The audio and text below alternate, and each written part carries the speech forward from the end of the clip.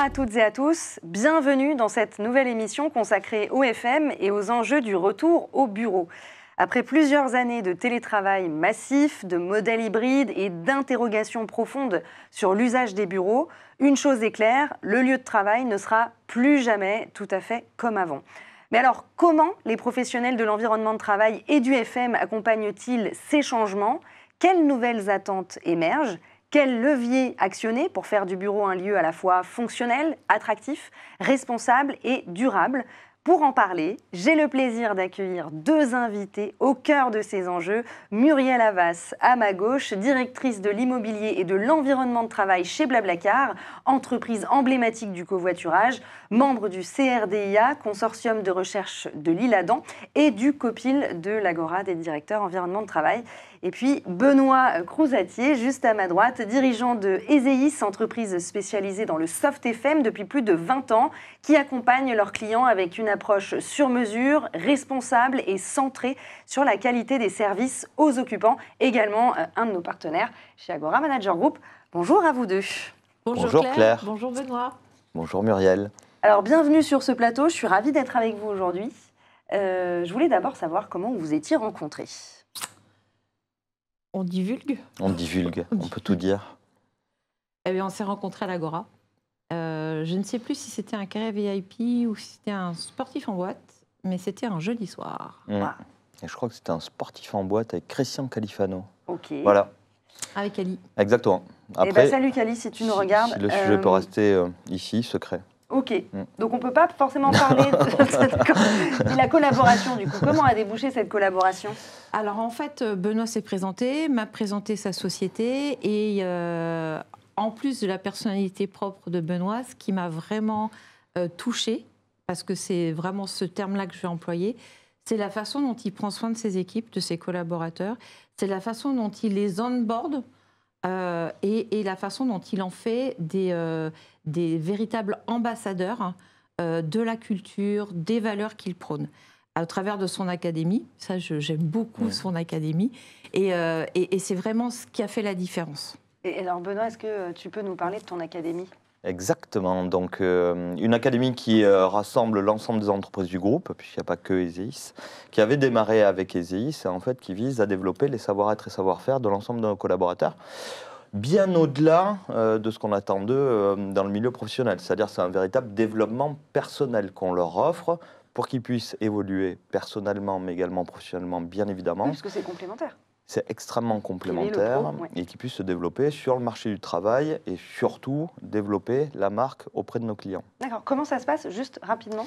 Alors une académie, toute personne qui intègre Ezeis ou une autre entité du groupe va passer 15 jours au sein de l'académie, dans laquelle on va lui expliquer depuis quel est l'ADN du groupe, quelles sont les valeurs que l'on partage, en passant par des modules sur les RH, des modules sur les sales, des modules sur les opérations, des modules sur le leadership, des modules sur le savoir-être, qui est extrêmement important. Le savoir-être est quelque chose qui se perd. Alors on ne prend pas non plus le rôle des parents, mais on a ce rôle d'éducation de l'ensemble de nos collaborateurs pour les faire progresser en tant qu'être humain déjà, et puis qu'ils puissent utiliser cette progression qu'ils ont chez nos clients. 15 jours quand on intègre le groupe, qu'on soit directeur général ou technicien opérateur, de toute façon ces 15 jours, les modules sont exactement les mêmes pour tout le monde, donc on a intégré un nouveau DG qui a eu sa journée avec les opérations à gratter des murs, mettre du placo, tirer des câbles, passer la monobrosse, etc. etc. Tout le monde est mélangé. Tout le monde est mélangé et ensuite, tous les 6 mois, une semaine de rappel. Ok, ça a commencé là, hein. Tu me dis que l'académie... Ça fait plus d'1 an qu'on a cette académie. Quels sont les retours ? Extrêmement positifs. Positifs de nos collaborateurs, positifs également de la part de nos clients, et puis positifs au sein de l'entreprise. Parce qu'en fait, comme tout le monde est mélangé, ça permet quelque chose qu'on n'avait pas anticipé, mais qui est extraordinaire, c'est que tout le monde se connaît finalement. En plus, on l'a fait dans nos locaux, on l'a fait au niveau du siège social. quasiment l'ensemble des formateurs, on va dire plus de 80% des formateurs qui interviennent sont des salariés d'une ou l'autre des entités du groupe, que ce soit EasyEase, soit LS ou une autre. Donc ça permet vraiment de mixer toutes les personnes et quand ensuite ils se retrouvent, il y a toujours un mot de sympathie, le plaisir de retrouver l'autre, un sourire, un peu de chaleur humaine, et ça qui transforme. Très belle initiative. On va commencer cette émission, enfin on l'a déjà commencé, mais pour rentrer dans le vif du sujet, par un petit état des lieux. Donc on le sait, la crise sanitaire, elle a profondément bouleversé nos façons de travailler. Il y a eu, comme je disais, l'essor massif du télétravail. C'est devenu une norme dans beaucoup d'entreprises. Aujourd'hui, on assiste à une forme de revirement. Certaines entreprises comme Ubisoft ou Amazon ont décidé de réinstaurer une présence au bureau à 100%. Et ben, ça suscite beaucoup de débats. Mais j'aimerais savoir, vous, ce que vous en pensez. On va commencer par peut-être toi, Muriel. Alors, le télétravail chez Blablacar, c'est quelque chose qui a toujours existé. Donc, on en avait déjà avant Covid, bien avant Covid, parce que ce que je te disais là, je me rappelais, en 2015, quand j'ai intégré Blablacar, on avait, nous, des home workers. Oui. Et c'était des télétravailleurs à 100%. Et on en avait déjà 18%, entre 18 et 20%, je me rappelle. Pour des raisons simples, c'est on doit répondre aux clients, enfin à nos membres 24 heures sur 24. Donc on a besoin d'avoir des personnes qui travaillent la nuit. Et aussi pour répondre aux différentes time zones. Ce qui fait qu'en fait, on avait des personnes qui travaillaient de chez elles, soit dans la journée, soit avec des horaires décalés. Donc c'est quelque chose qui fait partie intégrante de la culture de Blablacar, de son organisation managériale et de la stratégie. Aujourd'hui, on a, comme toutes les autres sociétés, traversé Covid, où tout le monde 100% télétravail, bien évidemment. Aujourd'hui, on reste sur notre position de société remote free, et on a 46% de personnes qui sont en full remote. Alors, qui reviennent certes une fois tous les mois, voire une fois tous les 2 mois, 1 ou 2 jours, parce qu'il y a quand même besoin de créer et de consolider cette cohésion et cette culture d'entreprise. Pour autant, ça se passe très bien et on ne reviendra pas sur un 100% présentiel. À mon sens, le 100% présentiel contraint n'apportera pas plus de productivité que de laisser faire, ou pas de laisser faire, mais d'organiser et d'accompagner une organisation hybride. Benoît, chez EasyEase, pour vos collaborateurs, j'aimerais savoir comment ça se passe. Puis également, en tant que prestataire, comment vous percevez cette tendance ? Alors, sur la partie Presta, tout est en train de bouger. Donc, dire ce que sera le télétravail dans 5 ans, je suis bien incapable. Enfin, on en a parlé avec Muriel. On est bien incapable de pouvoir prédire de quoi sera fait l'avenir. C'est extrêmement compliqué. Il y a des entreprises qui prônent le retour au bureau. Il y en a d'autres qui restent dans des modes hybrides. Je ne sais pas s'il y a une bonne solution. En tout cas, ce qui est sûr, c'est qu'il doit y avoir une politique RH qui accompagne chacune de ces solutions. Imposer à 100% des collaborateurs de rester au travail, si on n'améliore pas la qualité de vie au travail, il va y avoir un problème dans les recrutements, tôt ou tard. Si on met du travail hybride sans l'organiser et sans faire en sorte que ce soit l'ADN de l'entreprise, malheureusement, pareil, ça risque de créer quelques échecs et on peut se retrouver avec un certain nombre de collaborateurs qui deviennent des mercenaires, c'est-à-dire qu'ils ne travaillent finalement, que ce soit une entreprise ou une autre, peu importe, tout ce qui compte, c'est le salaire qu'on percevra à la fin du mois, puisqu'il n'y a pas d'émotion dans tout ça. Si on reste tout le temps chez soi en faisant que des Teams, forcément, ce lien nécessaire avec l'entreprise employeur, on va le perdre. Et donc, le schéma émotionnel se rompt. Et s'il n'y a pas de schéma émotionnel dans une entreprise, malheureusement, ça devient un carnage. Donc, en tant que prestataire, on suit nos clients. Voilà, aujourd'hui, il y a plutôt une tendance de retour vers le lieu de travail au bureau. Ça doit s'accompagner, et là-dessus, ce qu'a mis Muriel chez Blablacar peut être un exemple pour absolument tout le monde. Ça doit s'accompagner de repenser les lieux de vie, en tout cas faire du travail un lieu de vie, comme Muriel le dit souvent. C'est repenser la politique, repenser chaque zone de façon assez minutieuse pour que chacun puisse s'inscrire dans ce bâtiment. Voilà, donc ça dépend vraiment des clients. Nous, chez EasyEase, il n'y a pas de télétravail en tant que tel. C'est-à-dire qu'on n'a pas fait le choix, dans le cadre de notre politique RH, immobilière, services généraux et autres, de dire que chaque collaborateur va avoir 2-3 jours de télétravail, etc. En revanche, chez EasyEase, c'est laissé à la discrétion du manager. Nous, on considère que parfois, il y a des chefs de projet qui, sur certains projets qui sont stratégiques, pluridisciplinaires, ont besoin de partager avec leurs collègues et donc il faut qu'ils soient au bureau, il faut qu'ils aient des espaces de partage et de convivialité pour travailler sur ces projets-là. Mais on ne sait pas dire si c'est 2 jours par semaine ou 5 jours ou 1 jour. Donc on leur dit, en fait, c'est vous qui allez décider puisque vous êtes le plus à même à organiser votre tâche de travail. Voilà. Et puis, parfois, on a besoin de se concentrer seul dans un coin. Et là, on a envie de rester chez soi parce qu'on se dit, mais pourquoi je ferais une demi-heure de voiture pour envoyer un mail que je pourrais envoyer de chez moi en m'économisant du temps, de la fatigue, de l'essence, de la pollution et tout ce qui va avec. Donc, voilà, on laisse beaucoup de liberté aux collaborateurs de pouvoir décider en fonction de leur mission du moment, qu'est-ce qui est le mieux pour eux. Si je peux me permettre de compléter, c'est vrai que ça repose du coup sur un accompagnement qui va s'inscrire dans la confiance et dans l'autonomie des collaborateurs aussi. Bien sûr. Donc c'est vrai que ça demande un accompagnement du mid-management qui est très important. On va passer maintenant aux désirs et aux besoins des collaborateurs. Depuis surtout la crise Covid, on en revient souvent à ce Covid, mais on est obligé d'en parler parce que pour moi, il y a eu un avant, il y a eu un après. Benoît, du côté de tes clients, quel grand changement de demande tu as constaté depuis la crise sanitaire ? La crise sanitaire a tout changé. Enfin, sur le marché, effectivement, il y a l'avant, il y a l'après, et c'est pas du tout pareil. Nous, dans les métiers du soft, et notamment tout ce qui va concerner le nettoyage ou même la petite maintenance multechnique, il y a ce besoin de sécurité. C'est-à-dire que ce qu'on nous demande beaucoup, c'est de garantir la sécurité des utilisateurs des sites, soit par le niveau d'hygiène, soit par le niveau de maintenance ou autre. À l'époque, je me rappelle, on avait des responsables immobiliers achats moyens généraux qui passaient leur temps à essayer de revoir les cahiers des charges à la baisse pour faire quelques économies. Et on arrivait à des situations où les bureaux étaient nettoyés 2 fois par mois, etc., etc. Non, mais c'est vrai, les clims, on faisait plus d'entretiens réglementaires, on ne changeait pas les filtres. Aujourd'hui, c'est obligatoire. Alors, c'était déjà obligatoire. C'était déjà obligatoire. Mais non, mais aujourd'hui, le changement, c'est que le collaborateur, il est strict là-dessus. Le changement, les collaborateurs sont extrêmement stricts. C'est-à-dire qu'ils veulent bien venir au bureau, mais la première des choses, avant même de parler de la qualité, de l'accueil, des locaux, de tout ce qu'il peut y avoir autour pour les transformer en lieu de vie, c'est déjà la première des choses, c'est OK, je veux bien venir dans un bureau, mais il faut que vous m'accueilliez dignement et en toute sécurité. Il faut que ça soit safe. Ouais, safe. Exactement. Donc entretien, ménage, conditions de travail elles-mêmes aussi. Ouais. Et c'est là que vous avez un rôle important à jouer et qu'on travaille main dans la main. Parce que quand tu es dans un bâtiment, si je prends le cas de Blablacar, il y a le bâtiment, il y a effectivement tous les services, tout ce qu'on peut mettre, mais le fondamentaux, l'hygiène, la propreté, le fait de savoir que les clims sont sécures, etc., ça, c'est le partenariat avec le prestataire. Aujourd'hui, qu'est-ce que le collaborateur veut dans son environnement de travail ? Là, ce sera plus pour Muriel, mais Benoît, tu vas pouvoir participer.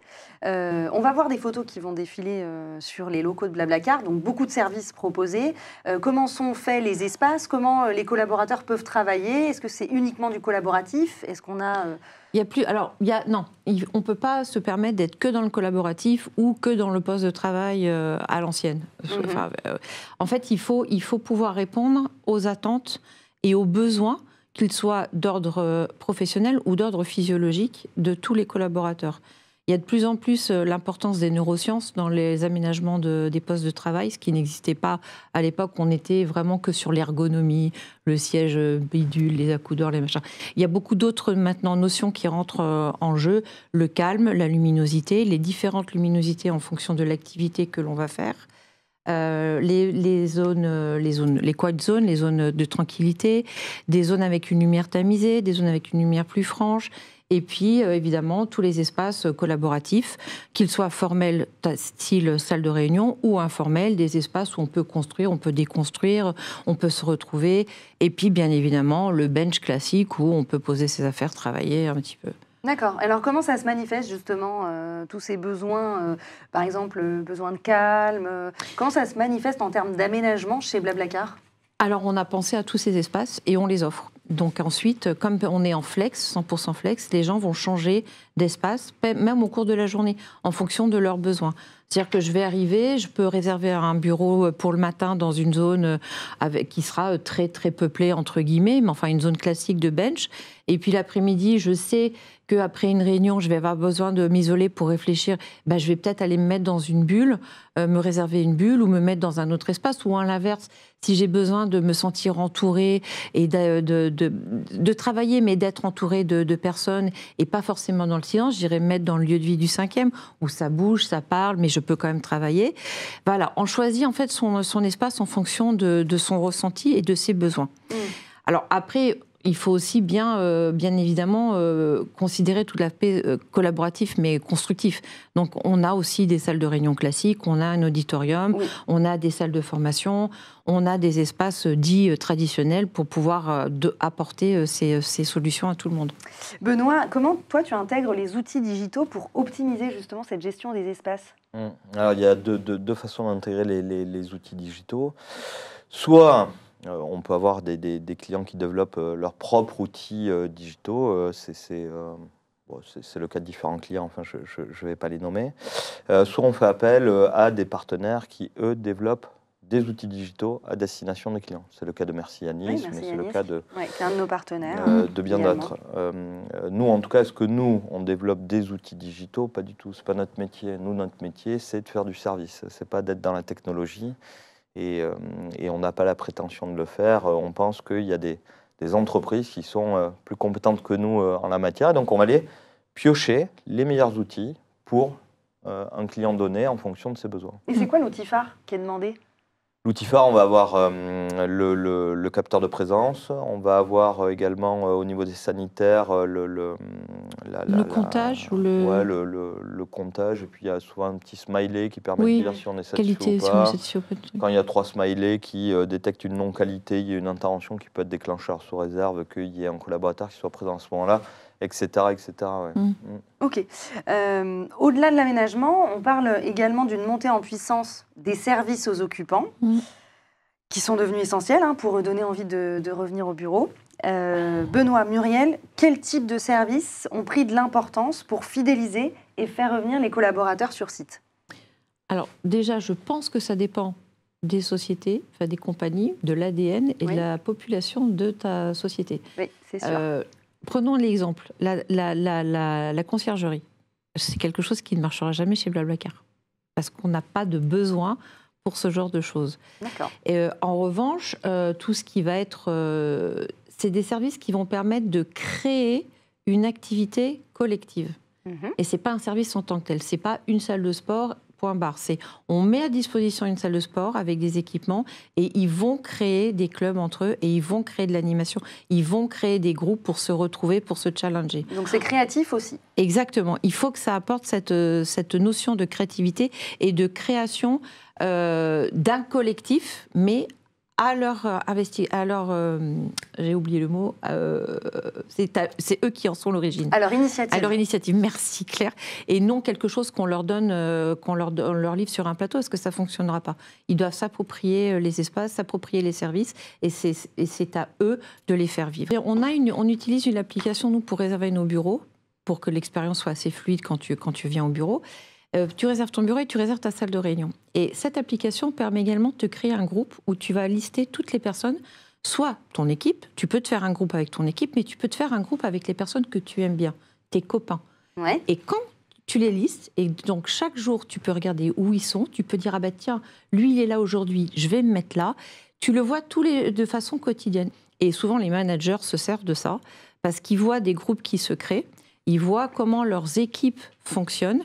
Et ils vont se dire, attends, ils ont un cours de sport, ils sont organisés un petit truc de sport le mardi matin, eh ben, je vais mettre ma réunion l'après-midi parce que je sais qu'ils sont tous là. Et ça va s'inscrire dans la continuité et du coup, ils profitent de la dynamique qui est créée. Benoît, est-ce que tu aimerais rebondir là-dessus ? Non, tout pareil. Moi, je suis d'accord avec Muriel. Non, mais quel type de service pour toi a pris de l'importance justement En fait, c'est tous les services qui entourent le travail, qui permettent aux collaborateurs d'échanger et de créer des groupes. Vraiment, je crois que l'entreprise doit permettre le développement de la vie en société. Elle doit permettre à chacun de pouvoir s'exprimer, à la fois non pas que dans un cadre professionnel, mais également dans un registre personnel au sein du cadre professionnel. Voilà, je vais le dire comme ça. Et pas aussi poussé que Blablacar, parce que Muriel a mis beaucoup d'entrain et elle a beaucoup d'avance sur quasiment tout le monde, mais Pareil, on a des petites choses chez nous, on fait notre propre miel, il y a des tournois de paddle qui sont organisés, financés par l'entreprise, mais ça ne veut pas dire que c'est l'entreprise qui les organise, c'est à la charge du collaborateur.